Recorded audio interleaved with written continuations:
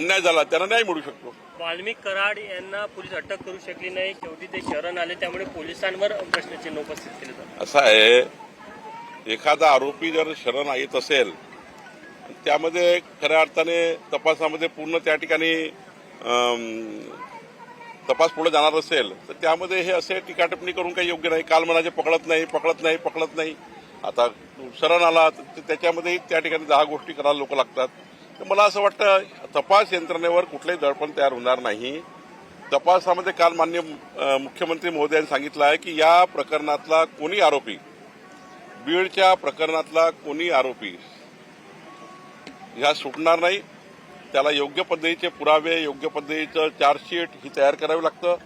मला वाटतं गुन्हा दाखल करण्यापेक्षा गुन्हा हा पूर्ण त्या ठिकाणी निकाली निघणे आणि सर्व तपास यंत्रणेच्या माध्यमातून जे काही पुरावे येतील त्या पुराव्यातनं आरोपीला शिक्षा होणे, म्हणजे तपास कसा झाला पाहिजे की त्या शिक्षाच झाली पाहिजे. म्हणून काही काळ सरकारला लागतो तो द्यावा लागतो.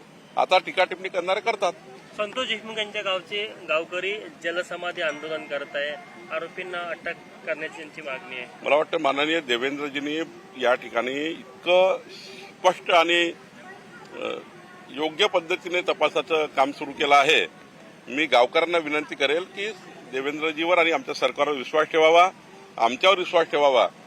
माननीय देवेंद्रजींनी सांगितलेलं आहे, आमच्या मुख्यमंत्री मोदयांनी सांगितलेलं आहे की या तपासामध्ये आम्ही अंतिम करू आणि कोणालाही सोडणार नाही. गावकऱ्यांनी थोडी तपासामध्ये साथ द्यावी आणि तपास यंत्रणेला सुद्धा मदत करावी, जेणेकरून कुठलाही पुरावा वगैरे सुटणार नाही. याकरता मी गावकऱ्यांनाही आपल्या माध्यमातून विनंती करतो. अजून काही मंत्र्यांनी पदभार स्वीकारलेला नाहीये, पण मुख्यमंत्र्यांनी सुद्धा असं म्हटलंय की लवकर स्वीकारावं. नाही, मला वाटतं की आता पदभार स्वीकारण्याकरता थोडे कमी जास्त दिवस लागतात. काही आधीच मंत्रिमंडळाच्या आधीच काही लोक बाहेर गेले आहेत, म्हणजे मंत्रिमंडळ झाल्या पूर्वनियोजित काही कार्यक्रम आहेत, पूर्वनियोजित काही लोक विदेशात गेले आहेत. मला वाटतं या आठवड्यात निर्णय होईल सर्व, म्हणजे या आठवड्यात पदभार घेतील असं दिसतं. शिर्डीच्या मेळाव्यामध्ये राज्याला नवीन भाजपचा प्रदेश अध्यक्ष मिळेल त्याची घोषणा होण्याची शक्यता आहे तिथे? नाही, मला असं वाटतं की आमची प्रक्रिया सुरू झाली आहे. आम्ही आता 1 तारीख ते 20 जानेवारीपर्यंत आजपासून राज्यामध्ये 1.5 कोटी सभासद नोंदणी करतो आहे. मग सक्रिय सदस्य, ऍक्टिव्ह सदस्याची नोंदणी होणार आहे. मग बूथ अध्यक्ष, 1 लक्ष बूथ अध्यक्ष आम्हाला करायचे आहे.